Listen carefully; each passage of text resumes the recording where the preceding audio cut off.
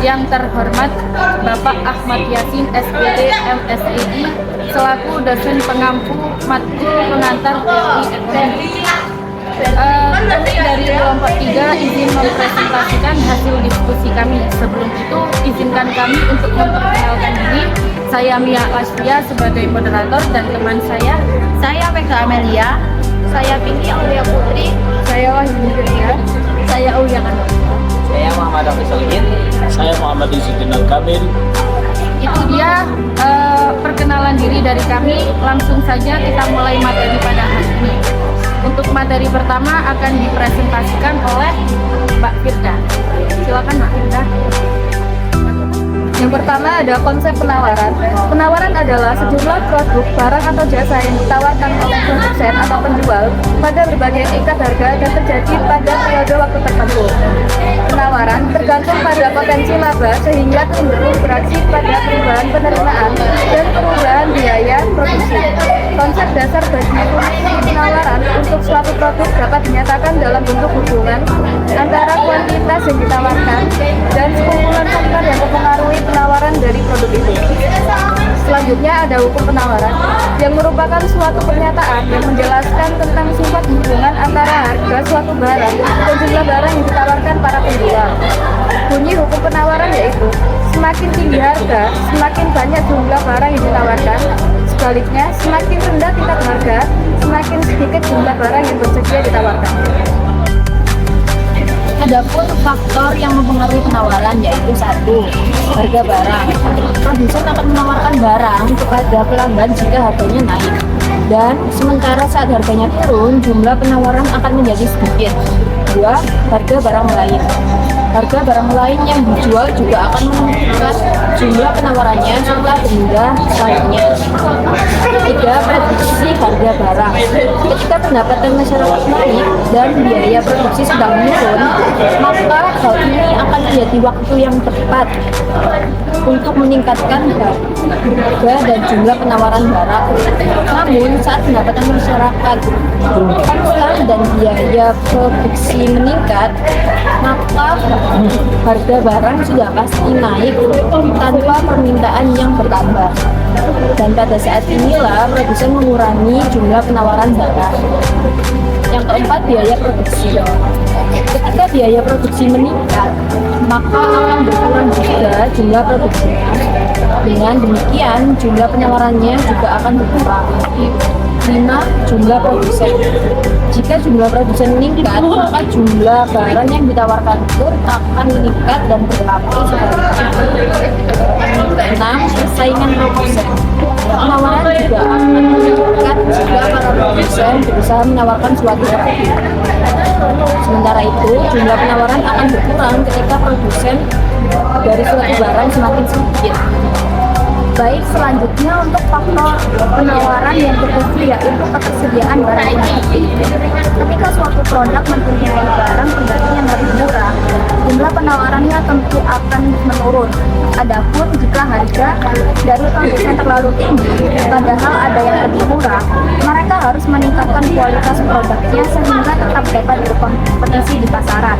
Seperti contohnya kopi dengan teh, sepatu dengan sendal, BBM Pertamax dengan Pertalite.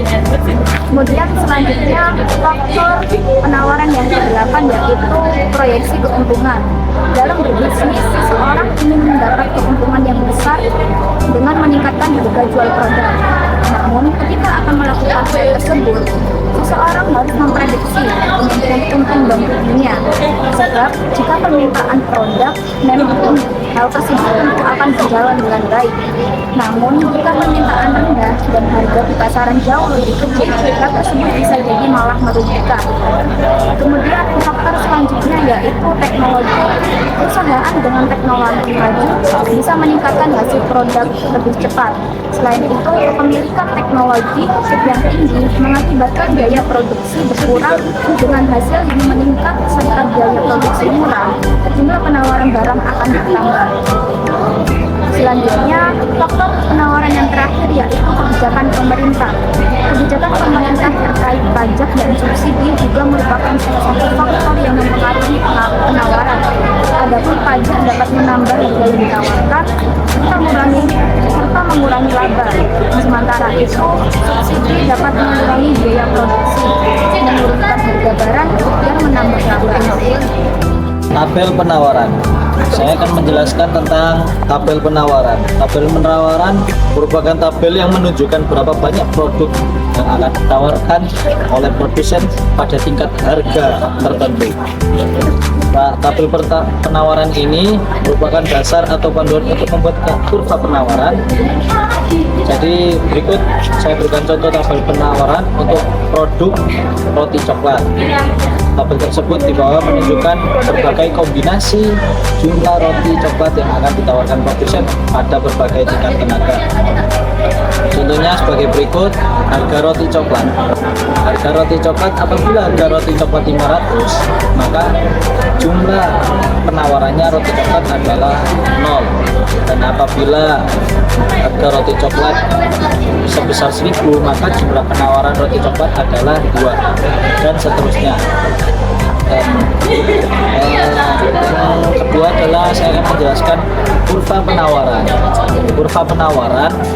Kurva penawaran roti coklat yang ada di contoh tadi menunjukkan seberapa besar jumlah roti coklat yang ditawarkan produsen untuk berbagai tingkat harga dengan asumsi faktor lain tidak berubah.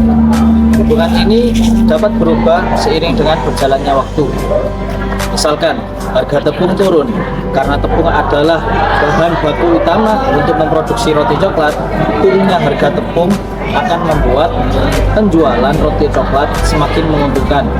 Hal tersebut akan menguntungkan, hal tersebut akan meningkatkan jumlah penawaran roti coklat pada harga berapapun. Penjual ini maupun memproduksi lebih banyak roti coklat, dengan demikian kurva penawaran akan bergeser ke kanan. Sebagai contoh, apabila harga penawaran 500, maka jumlah penawarannya adalah 0. Dan apabila harga penawarannya adalah 1000, maka jumlah penawarannya adalah 2. Dan sesuai dengan bunyi hukum penawaran, semakin tinggi harga, semakin banyak jumlah barang yang ditawarkan. Sebaliknya, semakin rendah tingkat harga, semakin sedikit jumlah barang yang bersedia ditawarkan.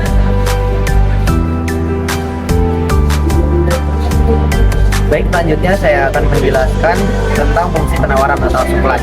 Nah, fungsi penawaran adalah suatu fungsi yang menunjukkan hubungan antara suatu harga barang atau jasa yang ada di pasar dengan kuantitas penawaran yang ditawarkan jasa yang ada di pasar. Fungsi ini berbentuk persamaan matematika yang didapatkan dari hasil 2 atau lebih data yang memperlihatkan barang-barang yang ditawarkan dengan harga tersebut pada suatu waktu. Fungsi penawaran digunakan oleh produsen dengan tujuan untuk menganalisa kemungkinan banyaknya barang yang akan diproduksi dan menyusun strategi pemasaran. Rumusnya itu adalah IS sama dengan A plus B PS. Nah, untuk I-nya adalah jumlah penawaran, A-nya adalah konstanta, dan B-nya adalah harga barang. Karena di sini fungsi penawaran mengikuti hukum penawaran, bila harga naik dengan asumsi ceteris paribus, faktor-faktor lain dianggap tetap, maka jumlah barang yang ditawarkan maka akan ikut naik.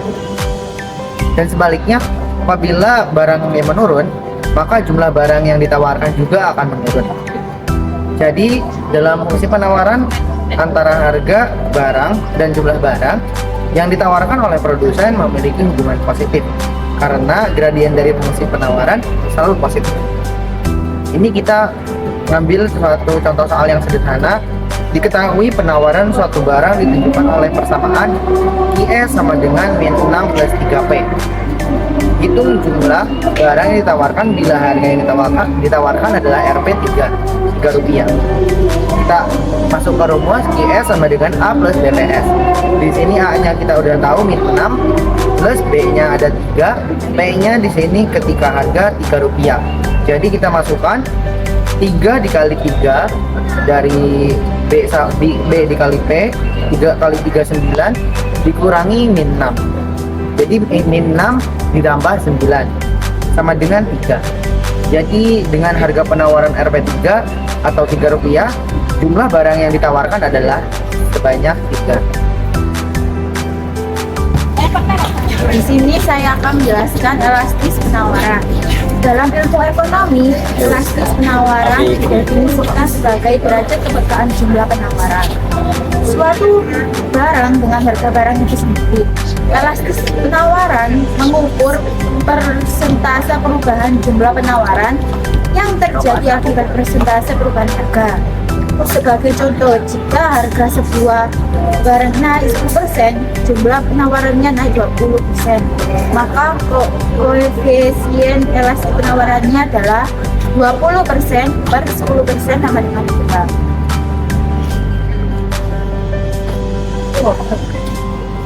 Di sini saya akan menjelaskan tentang jenis-jenis elastis penawaran.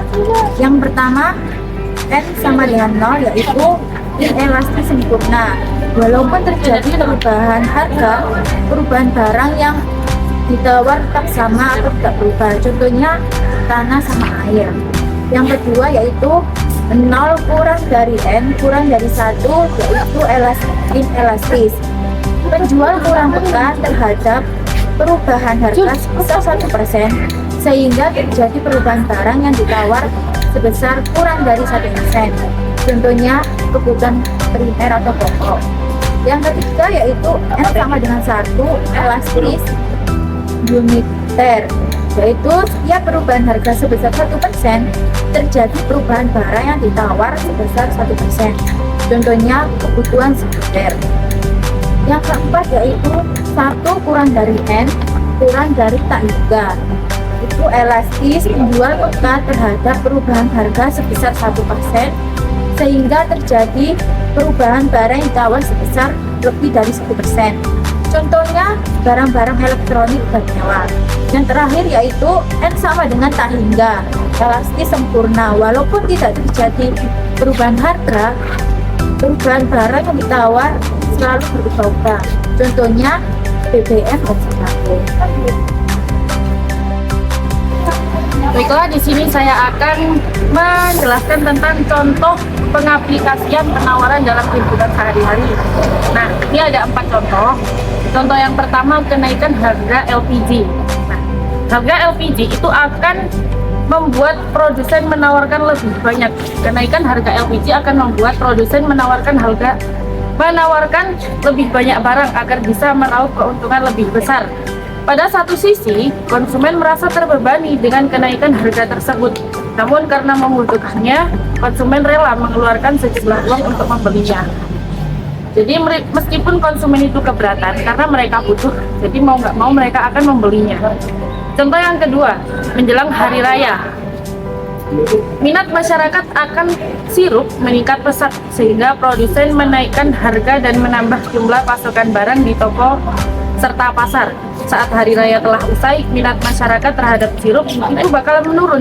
Akhirnya penjualan menurunkan harga dan mengurangi jumlah pasokan barangnya agar tidak rugi. Nah, untuk contoh ketiga, itu ada ketika musim panen raya datang, maka harga barang yang dipanen akan mengalami penurunan. Untuk contoh yang keempat, saat produk handphone terbaru itu muncul, atensi masyarakat akan meningkat dan produsen meningkatkan jumlah produksinya. Nah, untuk contoh lain apalagi contoh deflasi yang terjadi di 2024 ini, ada contoh deflasi yang berhubungan dengan materi penawaran. Salah satu contoh kasus deflasi terkait penawaran yang terjadi di Indonesia pada tahun 2024. Mulai kapan? Mulai dari Mei sampai September kemarin. Negara Indonesia itu mengalami deflasi berturut-turut yang disebabkan oleh penurunan harga komoditas pangan. Hal ini terutama dipicu oleh pasokan berlimpah akibat panen raya, sehingga harga barang seperti cabai, telur ayam, dan daging ayam itu bakalan mengalami penurunan yang signifikan. Selain itu, biaya produksi juga menurun, seperti harga jagung pipilan untuk pakan ternak yang turun, menyebabkan harga produk peternakan ikut turun. Nah, apa sih penyebab utamanya itu apa? Nah, jadi deflasi ini terutama disebabkan oleh faktor sisi penawaran, bukan karena penurunan daya beli masyarakat. Jadi sebabnya itu karena sisi penawarannya ya, bukan dari daya beli masyarakat yang berkurang, itu bukan kayak gitu. BPS menegaskan bahwa tren deflasi tersebut lebih berkaitan dengan stabilitas pasokan pangan daripada menurunnya permintaan konsumen. Nah, itu tadi contoh-contoh terkait materi yang telah kita diskusikan, yaitu terkait penawaran. Itu dia presentasi dari kelompok 3. Jika ada pertanyaan bisa kalian tulis di kolom komentar dan akan kami jawab di pertemuan selanjutnya. Sekian presentasi dari kami. Apabila ada salah kata, kami mohon maaf yang sebesar